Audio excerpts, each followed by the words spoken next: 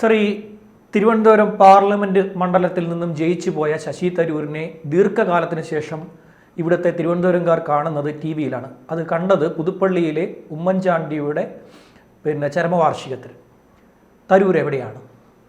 തരൂർ എവിടെയാണെന്ന് എനിക്ക് മനസ്സിലായി. ചന്ദ്രശേഖർ എവിടെയാണ്? രാജീവ് ചന്ദ്രശേഖരൻ്റെ ഇടയ്ക്ക് പ്രസ്താവനകളൊക്കെ കൂടുതൽ വന്നിരുന്നു, തരൂരിനെക്കാട്ടും കൂടുതൽ. തരൂരിൻ്റെ ഇടയ്ക്ക് പ്രസ്താവന ഞാൻ കേട്ടു, കേട്ടു. പക്ഷേ രണ്ടുപേരും അത്ര വിസിബിൾ അല്ല. രണ്ടുപേരും മുങ്ങി എന്നാണ് പറയുന്നത്. രണ്ടുപേരും വിസിബിൾ അല്ല. പക്ഷേ തരൂരിൻ്റെ നമ്മൾ പ്രതീക്ഷയാണ്. ഹരീനി ഇനി മത്സരിക്കുന്നില്ല എന്നൊക്കെ പറഞ്ഞതാണ്. മാത്രമല്ല അദ്ദേഹത്തിന് തിരുവനന്തപുരത്തെ ഫ്രണ്ട്സൊക്കെ അദ്ദേഹത്തിനെതിരായി. അവരൊന്നും അദ്ദേഹത്തെ കൊണ്ടുവരുന്ന ആളുകൾ മൊത്തം അദ്ദേഹത്തിനെതിരായി. അവരൊക്കെ രാജീവിനെയാണ് സപ്പോർട്ട് ചെയ്തത്. അപ്പോൾ അദ്ദേഹത്തിന് തിരുവനന്തപുരം വരാനിപ്പോൾ പ്രത്യേകിച്ച് കാരണമൊന്നുമില്ല. എന്തെങ്കിലും നാട്ടുകാരെ കാര്യം ഉണ്ടെങ്കിൽ വന്നാൽ മതി. അല്ലെങ്കിൽ ഇപ്പോൾ നാട്ടുകാരുടെ കൂടെ ഫുൾ ടൈം നിൽക്കുന്ന എം പി ആയിരിക്കും. അദ്ദേഹം ഒരു കാലത്ത് അതായിരുന്നില്ല. അപ്പോൾ രാജീവിനെ സംബന്ധിച്ചിടത്തോളം രാജീവിനൊരു മിഷൻ ഉണ്ട്. അതാണ് നമ്മൾ പറഞ്ഞത്. ആ മിഷൻ എന്ന് വെച്ചാൽ അടുത്ത ഇലക്ഷനിൽ തിരുവനന്തപുരം BJPക്ക് വേണ്ടി പിടിച്ചു കൊടുക്കുക എന്നുള്ളത്. ഈ അടുത്ത ഇലക്ഷൻ ഇനിയും 5 വർഷം ഉണ്ടെന്നുള്ളത് 5 വർഷം പണിയെടുക്കണ്ടേ? 5 വർഷം പണിയെടുക്കണം. അപ്പം രാജീവ് ചില 10 പരിപാടികൾ പോലെയുള്ള ചില പരിപാടികളൊക്കെ കൊണ്ടുവന്നതൊക്കെ റിപ്പോർട്ട് ഉണ്ടായിരുന്നു ഇടയ്ക്ക്. രാജീവ് ചില കാര്യങ്ങൾ പ്രസ്താവനകളൊക്കെ നടത്തിയിരുന്നു. പക്ഷേ രാജീവിനെ നമ്മൾ വിസിബിളായി കാണുന്നില്ല. വിസിബിൾ അല്ല. അപ്പോൾ രാജീവിൻ്റെ ഒരു കാര്യം, രാജീവിനെ നമ്മൾ കൂടുതൽ സംസാരിക്കാൻ കാരണം രാജീവ് ഏതൊരു കാര്യം ഏറ്റെടുത്ത് കഴിഞ്ഞാൽ അതിൻ്റെ ഫലപ്രാപ്തി കണ്ടേ മടങ്ങും എന്ന് വിചാരിക്കുന്ന മനുഷ്യനാണ്. രാജീവിൻ്റെ ജീവിതത്തിലെ ഇതുവരെയുള്ള ചരിത്രം അതാണ്. ഈ തിരുവനന്തപുരത്ത് ചെറിയൊരു വോട്ടിന് തോറ്റു ചെയ്ത് വെച്ച് കിട്ടുകയാണ്. അത് പിന്നെ ചില ആളുകൾ വോട്ട് ചെയ്യാൻ പോകാത്തതുകൊണ്ട് പിന്നെ തോറ്റുപോയതുമാണ്. അപ്പം പക്ഷേ രാജീവ് ഒന്ന് കുറച്ചൊന്നുകൂടെ നിന്ന് കളിച്ചാൽ കൂളായിട്ട് രാജീവിനെ ജയിക്കാൻ പറ്റും. പക്ഷേ രാജീവിന് നാളെ ഇപ്പോൾ രാജീവ് ഇറങ്ങുന്നതല്ല. ഇപ്പം രാജീവ് അത്ര വിസിബിൾ അല്ല. പിന്നെ രാജീവിൻ്റെ ഒരു കാര്യം, രാജീവ് ഇവിടെ വന്നു കഴിഞ്ഞാൽ ശശി തരൂരിനും രാജീവും തമ്മിലൊരു സാദൃശ്യമുണ്ട്. ആ സാദൃശ്യം ഇതാണ്: രണ്ടുപേരും വളരെ എലീറ്റ് ആയിട്ടുള്ള വലിയ വലിയ ഹോട്ടലുകൾ താമസിക്കും, വലിയ വലിയ ഫ്ലാറ്റുകൾ താമസിക്കും. സാധാരണക്കാർക്ക് നേരിട്ട് കാണണമെന്ന് ചോദിച്ചാൽ പറ്റില്ല. ഇവരുടെ ഇപ്പം രാജീവിനെ സംബന്ധിച്ചിടത്തോളം രാജീവിൻ്റെ ആളുകൾ നേരിട്ട് വന്ന് നിങ്ങളുടെ പ്രശ്നങ്ങൾ കേൾക്കും, അത് പരിഹരിക്കാൻ ശ്രമിക്കും. അതൊക്കെ ശരിയാണ്, അത് ശരിയാണ്. ശശി തരൂരിൻ്റെ അത്രയും ഇല്ലാന്ന് ഞാൻ കേട്ടിട്ടുള്ളൂ. കോൺഗ്രസിന് തന്നെ കംപ്ലൈൻറ്റ് പറയുന്നത് കേട്ടിട്ടുണ്ട്. ഓഫീസിന്റെ ഫ്ലാറ്റിലോട്ട് ചെല്ലാൻ കോൺഗ്രസ്സുകാർക്ക് പോലും ഒന്നത് അതൊക്കെ നമുക്ക് മനസ്സിലാക്കാം. അപ്പം ഓഫീസിൽ പോയാൽ പോലും ആ രീതിയിൽ ഇടപെടലില്ലാന്ന് കേട്ടിട്ടുണ്ട്. പക്ഷേ ഈ രാജീവിനെ സംബന്ധിച്ച് അതല്ല. രാജീവിനൊരു ടീമുണ്ട്. ആ ടീം ഓരോ വിഷയങ്ങളിൽ ഇടപെടുന്നുണ്ട്. നമുക്ക് കൃത്യമായ ഫീഡ്ബാക്ക് കിട്ടുന്നുണ്ട്. അതാണ് രാജീവിൻ്റെ ഒരു പ്രത്യേകത. പക്ഷേ ഒരു കാര്യം എന്താണെന്ന് വെച്ചാൽ കേരളത്തിൽ അത് മാത്രം പോരാ. കേരളത്തിൽ എസ്പെഷ്യലി തിരുവനന്തപുരത്ത് രാജീവ് ഇവിടെ ഒരു മിഡിൽ ക്ലാസ് കോളനികളിൽ എവിടെയെങ്കിലും പിന്നെ ജവഹർലാലിനോ മറ്റോ താമസിച്ചിട്ട് അത്യാവശ്യം ആളുകൾക്ക് പൗരപ്രമാണികൾക്ക് തന്നെ വീട്ടിൽ പോയി കാണാൻ പറ്റുന്ന സാഹചര്യം ഉണ്ടാക്കി കൊടുക്കുകയും അതുപോലെ തന്നെ രാജീവിന് വരുന്ന പ്രശ്നങ്ങൾ രാജീവ് പരിഹരിക്കാൻ ഇടപെടുന്നുണ്ട്. അത് കുറച്ചും കൂടി ഒന്ന് സജീവമാക്കണം. ആളുകൾ അറിയുന്നില്ല. അതാണ് കാര്യം. ഓരോരുത്തർക്കും ഇപ്പം രാജീവ് ചെയ്തെടുത്ത കാര്യങ്ങൾ ഓരോരുത്തർ പറയുമ്പോൾ അവരാരും ഇത് പറയുന്നില്ല. അതിന് സംഖ്യ ഒന്ന് മേടിച്ചിട്ട് നായന്മാർ വരെ പറയില്ല. പിന്നെ അല്ലെ മുസ്ലിങ്ങളും ക്രിസ്ത്യാനികളും സംഖ്യ ഉണ്ടെന്ന് വിചാരിച്ചിട്ട്. ഇവിടെ ഈ രാജാജി നഗറിൽ ഈ തെരഞ്ഞെടുപ്പ് സമയത്ത് ഒരു മനുഷ്യൻ മരണപ്പെട്ടിരുന്നു. ആ മരണപ്പെട്ട ദിവസം വന്നു, പിറ്റേന്ന് വന്നു, അതിനുശേഷം ആ കുഴിമൂടൽ ചടങ്ങിന് വന്നു, അങ്ങനെയുള്ള എല്ലാ കാര്യങ്ങൾക്കും വന്നു. ആ മനുഷ്യനെ ഇപ്പോൾ പെട്ടെന്ന് ഒരു ദിവസം ഇവർ കാണാതാവുമ്പോൾ അതൊരു ഇലക്ഷൻ പൊളിറ്റിക്സ് ആയിരുന്നു. രാജീവിനെ ഉദ്ദേശിക്കുന്നത് രാജീവിനെ സംബന്ധിച്ച് രാജീവ് ഒരു ബിസിനസ്സുകാരൻ കൂടിയായിട്ടാണ്. മൂപ്പർക്ക് ആ പാടൊരു 48 മോഡൽ ബൈക്കേ കയ്യിലുള്ളൂ എന്ന് പറഞ്ഞാൽ നമുക്കറിയാം. മൂപ്പര് തിരക്കൊടിച്ചൊരു ബിസിനസ്സാണ്, വലിയൊരു വെഞ്ചർ ക്യാപിറ്റലിസ്റ്റാണ്. അപ്പോൾ അതിൻ്റെ ഇലക്ഷൻ സമയത്ത് മൂപ്പര് കുറേയൊക്കെ മാറ്റി വെച്ചതായിരിക്കും. അപ്പോൾ അതിനെക്കുറിച്ച് പിന്നെ മന്ത്രി ആയിരുന്ന സമയത്ത് ഒരുപാട് മാറ്റി വെക്കേണ്ടി വരും. അങ്ങനെ മോഡീൻ്റെ കൂടെ മന്ത്രിസ്ഥാനം എടുക്കാന്ന് വെച്ചാൽ പലർക്കും താല്പര്യമില്ലെന്നായിട്ടത്. കാരണം അത്ര എളുപ്പ പണിയല്ല. 4 ദിവസം അയാൾ ഇന്ന് പണിയെടുപ്പിക്കും. സുരേഷ് ഗോപി വരെ പെട്ടെടുക്കാൻ ഞാൻ കേട്ടത്. സുരേഷ് ഗോപിക്ക് അതുകൊണ്ട് എങ്ങനെയെങ്കിലും മൂപ്പര് ഓക്കെ പറഞ്ഞാൽ തൽക്കാലം മാറിക്കണമെന്ന് ആഗ്രഹം ഉണ്ടെന്ന് എനിക്ക് തോന്നിയിട്ടുള്ളൂ. അങ്ങനെ 2.5 വർഷം മൂപ്പര് ആദ്യം പറഞ്ഞതാണല്ലോ. അങ്ങനെ പണിയെടുപ്പിക്കുക. അങ്ങേർക്ക് കുടുംബം ഒന്നുമില്ലല്ലോ. അങ്ങേ രാവിലെ 7 മണിക്ക് ഓഫീസിലെത്തി വൈകുന്നേരം 5 മണി വരെ ഓഫീസിൽ, 6 മണി 7 മണി വരെ ഓഫീസിൽ ഇരുന്ന് പോകുന്ന ആളാണ് മോഡി. ബാക്കി മന്ത്രിമാരുടെയൊക്കെ 4 ദിവസം അവിടെ ക്യാപിറ്റലിൽ ഉണ്ടായിരിക്കണമെന്ന് പറഞ്ഞിരിക്കുകയാണ്. സഹമന്ത്രിമാർക്കും എക്സ്ക്യൂസ് ഒന്നുമില്ല. പിന്നെ ആകപ്പാട് എക്സ്ക്യൂസ് കൊടുക്കാൻ തന്നെ സുരേഷ് ഗോപിക്കാണ്. കാരണം മൂപ്പർക്ക് പറഞ്ഞതുകൊണ്ട് സുരേഷ് ഗോപിക്ക് പോലും പക്ഷേ കൊടുക്കുന്നില്ല ഞാൻ കേട്ടിട്ടുള്ളത്. കാരണം സുരേഷ് ഗോപിനെ പണി പഠിപ്പിച്ചിട്ട് ഭാവിയിൽ വലിയൊരു ഫേസ് ആക്കി മാറ്റണമെന്നുള്ള താല്പര്യമുണ്ടെന്ന് തോന്നുന്നു.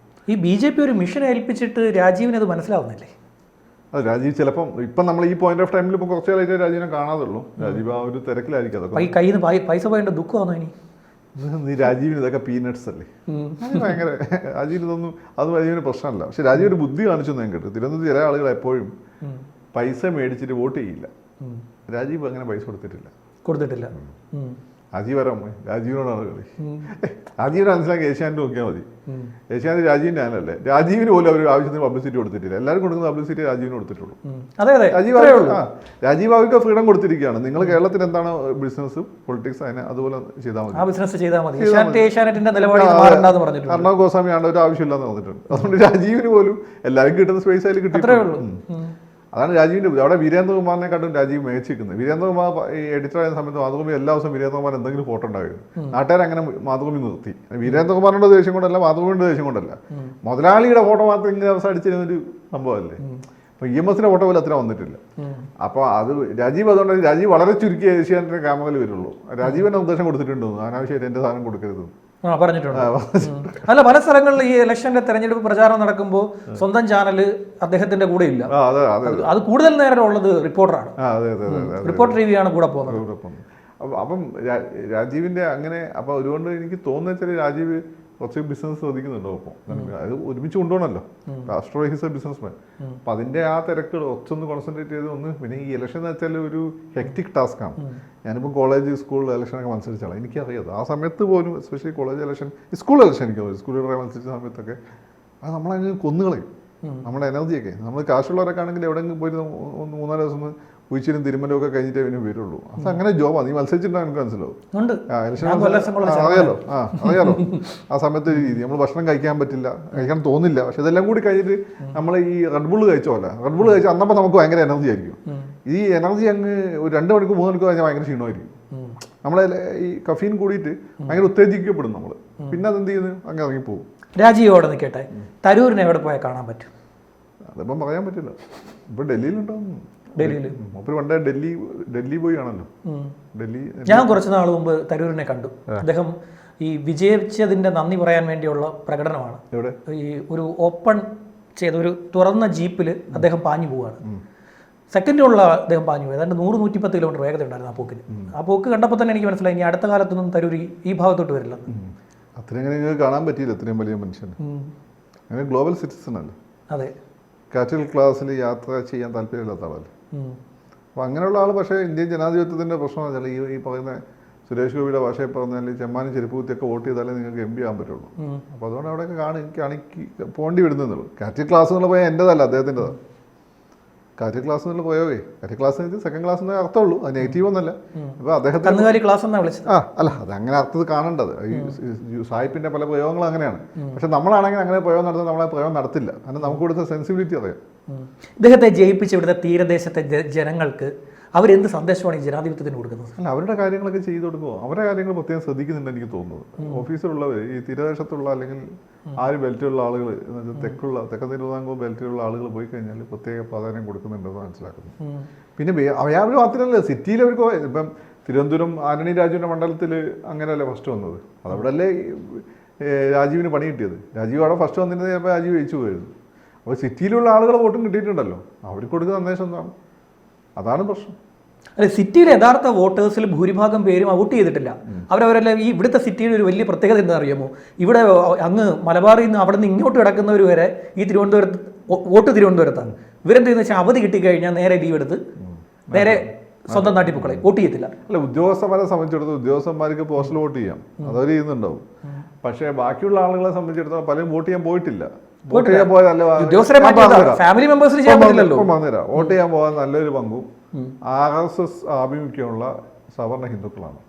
അത് എങ്ങനെയാണ് വ്യാഖ്യാനിച്ചോ? അത് രാജീവിനോടുള്ള ദേഷ്യം കൊണ്ടൊന്നല്ല പോകുന്നത്. ആ ദേശീയ പൊളിറ്റിക്സിൽ ആ നീ ഇപ്പം റിസൾട്ട് കണ്ടല്ലോ, അതുമായിട്ട് ആ റിസൾട്ട് വരുന്നതിന് മുമ്പേ ആ റിസൾട്ട് അങ്ങനെ കൊണ്ടുവന്ന ചില നീക്കങ്ങളുണ്ടായി. അതെന്നാണ് ഞാൻ മനസ്സിലാക്കുന്നത്. രാജീവ് ആഫ്റ്റർ ഓൾ ഇവിടെ ഫീൽ ചെയ്യിപ്പിച്ചൊരു കെട്ടിയിറക്കിയ അമിത്ഷാ മോഡി സ്ഥാനാർത്ഥി എന്ന രീതിയിലാണ്. അപ്പോൾ അത് ഇഷ്ടപ്പെടാത്ത ആളുകളായിരിക്കാം വോട്ട് ചെയ്യാൻ പോകുന്നത്. അവർക്ക് ശശി തരൂരിന് അവർ വോട്ട് ചെയ്യില്ല, പക്ഷേ രാജീവിനും വോട്ട് ചെയ്യില്ല. വോട്ട് ചെയ്യേണ്ടെന്ന് വിചാരിച്ചു. അതിങ്ങനെ ചെയ്തിരുന്നത് രാജീവ് എല്ലാം ജയിച്ചു പോയിരുന്നു. അത് ഞാൻ പറഞ്ഞത് ചില ആളുകൾ നമുക്ക് എങ്ങനെ ഇവിടുത്തെ കേരളത്തിലെ ഗ്രൂപ്പ് BJP ഗ്രൂപ്പ് ഒന്നും അതിന് ബന്ധപ്പെട്ടതല്ലത്. അതൊരു വേറെ ഒരു കൺസൾട്ടേഷനാണ്. അത് രാജീവിന് ആന്റിസിപ്പേറ്റ് ചെയ്യാനോ മറികടക്കാനോ പറ്റിയില്ല. അതാണ് പ്രശ്നം. ഞാൻ പോലും എന്നപ്പോൾ അത് ആന്റിസിപ്പേറ്റ് ചെയ്തില്ല. രാജീവ് ജയിക്കാമെന്ന് പറയും, ചിലപ്പോൾ തോൽക്കാൻ നമുക്കുണ്ടായിരുന്നു. സുരേഷ് ഗോപി ജയിക്കും, രാജീവ് ജയിക്കാം എന്നാണ് പറഞ്ഞത്.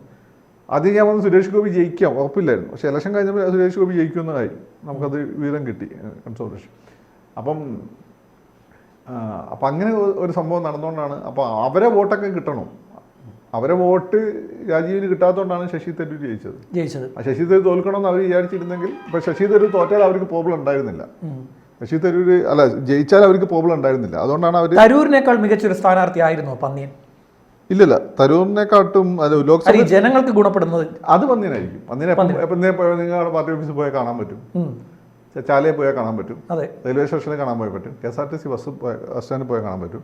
പക്ഷെ ഒരു MP എന്നൊക്കെ വെച്ചാൽ ഒരു ദേശീയ തലത്തിൽ ഒരു വലിയ അന്താരാഷ്ട്രീയ തലത്തിൽ ഇപ്പോൾ ആ കുട്ടിയുടെ പ്രശ്നമുണ്ടല്ലോ. ഇപ്പം കഴിഞ്ഞ ദിവസം ഇപ്പം മണ്ണിൻ്റെ അടി കിടക്കുന്ന ലോറി ഇങ്ങനെ പ്രശ്നത്തിൽ ദേശീയ തലത്തിൽ പോയി ഈ പിന്നെ അധികാരികളെ ബോധ്യപ്പെടുത്താനൊക്കെ ശേഷിയുള്ള നല്ല ലാംഗ്വേജിൽ കമാൻഡുള്ള ആളൊക്കെ ആയിരിക്കും. രാജീവിനും സുരേഷ് ഗോപിയിലൊക്കെ ഒരു ഗുണം അതാണ്. ഈ മുതലപ്പുഴയിലൊക്കെ അപകടം നടന്ന് അപകടത്തിൽ മരിക്കുന്ന മത്സ്യത്തൊഴിലാളിയുടെ കുടുംബങ്ങൾക്ക് അപ്രോച്ചബിൾ ആയിട്ടുള്ള ആൾ പന്നിയനല്ലേ? പക്ഷെ കാര്യം ചെയ്തു കൊടുക്കാൻ വേണ്ടി രാജീവല്ലേ. രാജീവിന് പ്രൊജക്റ്റ് ഉണ്ടല്ലോ, അതെങ്ങനെ മാറ്റി കൊടുക്കാന്നുള്ള. രാജീവ് പറഞ്ഞ പോലെ തന്നെ കാറ്റ് ഒക്കെ വീശിയും കടലിൽ അതും ചെയ്യുകയൊക്കെ ചെയ്തില്ലേ. രാജീവാണ് നല്ലത്. പന്നിയെ സംബന്ധിച്ചിടത്തോളം നമ്മൾ MP കോട്ടയിൽ ഞാൻ തരൂരിനെ വെച്ചാണ് ചോദിച്ചത്, രാജീവിനെ വെച്ചല്ല. തരൂരിനെ വെച്ച് നോക്കുമ്പോൾ എനിക്കൊന്നും ഇയാൾ തന്നെയാണ്. പക്ഷെ വേറെ കാര്യം തരൂർ കഴിവുകൾ ആ രീതിയിൽ ഉപയോഗിച്ചാൽ തരൂർ എന്നാണ് ഭേദം. തരൂർ നല്ല ഇംഗ്ലീഷ് ഉണ്ട്, കമാൻഡ് ഉണ്ട്, ബന്ധമുണ്ട്. ഉപയോഗിക്കണം. അദ്ദേഹം അറിയണ്ടേ ഇവിടെ നടക്കുന്ന വിഷയങ്ങൾ? അദ്ദേഹം അറിയുന്നില്ല. അദ്ദേഹം അറിയുന്നുണ്ടോ അല്ല അറിഞ്ഞിട്ട് ഗവനിക്കാത്ത നമുക്കറിയില്ല. സ്റ്റാഫ് ഉണ്ടല്ലോ, സ്റ്റാഫൊക്കെ അറിയിക്കുന്നതൊക്കെ ഉണ്ടാവും. അദ്ദേഹത്തിന് അതിനുള്ള സമയം കിട്ടുന്നുണ്ടാവില്ല. അദ്ദേഹത്തിന് പലതരത്തിലുള്ള ഇന്റർനാഷണൽ മിഷൻസ് ഉണ്ട്. ഇപ്പം എനിക്ക് തോന്നുന്നു വെച്ചാൽ ഇപ്പോൾ UN എന്നൊക്കെ വിട്ട് കഴിഞ്ഞാൽ പല കാര്യങ്ങളും അദ്ദേഹമായിട്ട് അവർ കൺസൾട്ട് ചെയ്യും. എക്സ്പേർട്ട് അല്ലേ, അദ്ദേഹത്തിന്റെ എക്സ്പെർട്ടൈസ് വേറൊരു മേഖലയിലുണ്ട്. നമ്മൾ എക്സ്പേർട്ടിന് ആളുകളെ ഇടപെടുത്തി ചെയ്യാൻ പറ്റുന്ന അല്ല, ആ എക്സ്പേർട്ട് അത് അദ്ദേഹത്തിന് ഏറ്റവും നന്നായി അവിടെ പുലിമുട്ട് അശാസ്ത്രീയമായി പണിഞ്ഞു വെച്ചാൽ അപ്പുറം ഇപ്പുറമുള്ള പുലിമുട്ടാണ് അവിടെ അപകടം ഉണ്ടാക്കിക്കൊണ്ടിരിക്കുന്നത്. അദ്ദേഹത്തിന് വോട്ട് ചെയ്യുന്ന ആളുകൾ അദ്ദേഹത്തെ അതേപറ്റി ബോധ്യപ്പെടുത്തിയിട്ടുണ്ടാവില്ല. അവരല്ലേ ബോധ്യപ്പെടുത്തിയിട്ടുണ്ടാവില്ല. വോട്ടിട്ടില്ല എന്ന് പറഞ്ഞാൽ അദ്ദേഹം 15 വർഷമായില്ലേ. ഇപ്പം ഈ ടൈം കഴിയുമ്പോൾ 15 വർഷമാവും. 15 വർഷമായിട്ട് അദ്ദേഹത്തിന് അത് മനസ്സിലാക്കി കൊടുത്ത് പറ്റി അദ്ദേഹത്തിൻ്റെ പ്രശ്നമാണ്. ആ പ്രശ്നം എന്ന് വെച്ചാൽ അദ്ദേഹത്തിന് വോട്ട് ചെയ്തിട്ട് ആ പ്രദേശത്തുള്ള ആളുകളുടെ പ്രശ്നമാണ്. അല്ലെങ്കിൽ അവർ ആ രീതിയിൽ അത് വോട്ട് വരുമ്പോൾ ഇലക്ഷൻ്റെ സമയത്ത് ആ രീതിയിൽ പ്രതികരിക്കേണ്ടിയിരുന്നു. ആ രീതിയിൽ അവർ പ്രതികരിച്ചില്ലല്ലോ. ഇനി തരൂർ എന്ന് തിരിച്ചു വരുമെന്ന് പ്രതീക്ഷിക്കും? അതൊന്നും പറയാൻ പറ്റില്ല. ശശി തരൂർ ഒരു ഇന്റർനാഷണൽ ഫോം ചെയ്യുന്ന ഒരു ഡിഗ്നിറ്ററിയാണ്. അത് ഇപ്പം UN ഒക്കെ ആയിട്ട് വളരെ ക്ലോസ് ആയിട്ടുള്ള ലിങ്ക്സ് ഉള്ള പല ഇന്റർനാഷണൽ ഡിസ്പ്യൂട്ട്സ് ഒക്കെ വരുമ്പോൾ അദ്ദേഹത്തിൻ്റെ അഭിപ്രായങ്ങളൊക്കെ അവർ തരാറുണ്ട്. അദ്ദേഹത്തിന് സഹായം ആവശ്യമുണ്ട്. അപ്പം അങ്ങനെ നടക്കുന്ന ഒരാളെ നമുക്ക് കൃത്യമായിട്ട് ഈ ഇലക്ട്രോണിനെ കൊണ്ട് പറഞ്ഞ പോലെയാണ് കൃത്യമായി ഇന്ന സ്ഥലത്ത് ഇന്ന സമയത്ത് കാണാൻ പറ്റുന്നു. അൺസർട്ടൈൻ ആണ്. കൂടുതൽ വാർത്തകളും വിശേഷങ്ങളും നിങ്ങളിലേക്ക് എത്താൻ ABC മലയാളം സബ്സ്ക്രൈബ് ചെയ്യുക, ബെൽ ബട്ടണും അമർത്തുക.